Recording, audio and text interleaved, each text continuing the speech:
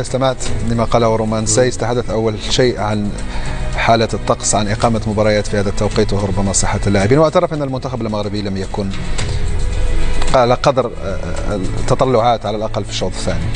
بس كويس انت ما خسرتش، وانت مش كويس قوي بس ما خسرتش.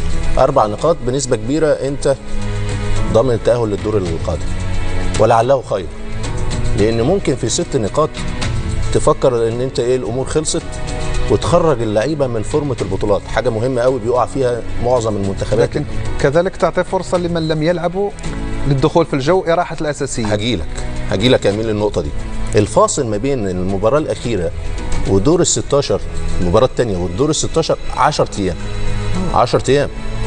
فالمباراه الثالثه في بعض المدربين اللي يكسب اول مباراتين 6 نقاط يقول لك اريح معظم الاساسيين ولاعب اللي ما شاركش حاسب، لان في جو البطوله وفورمه البطوله وتشكيله الاساسيه بتاعتك. انا مع اللي معاه انذار تريحه في المباراه الثانيه لو خدت ال6 نقاط، فلعل وعسى التعادل ده يخليك بتركيزك وما تخرجش. التراجع البدني ده محتاج تنظيم اكتر، الخطوط بتاعتك تبقى متقاربه اكتر، وده ما حصلش الشوط الثاني.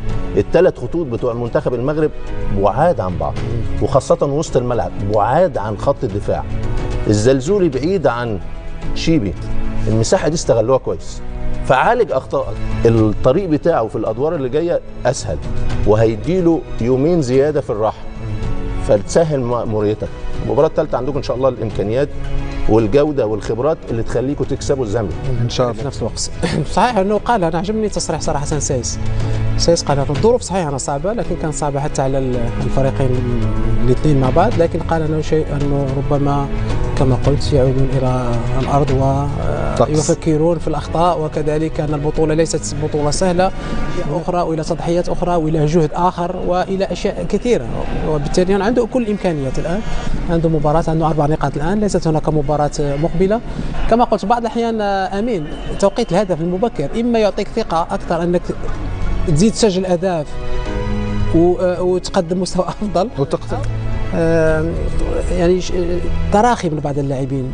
كان هناك احساس بان المباراه ربما ستكون سهله، اعطانا العديد من الفرص. مثل هذه المباريات عندك فرصتين لازم تسجل اكثر عدد من الاهداف، 2 3 اهداف تقتل المباراه، حتى المنافس معنوياته يعني تنهار.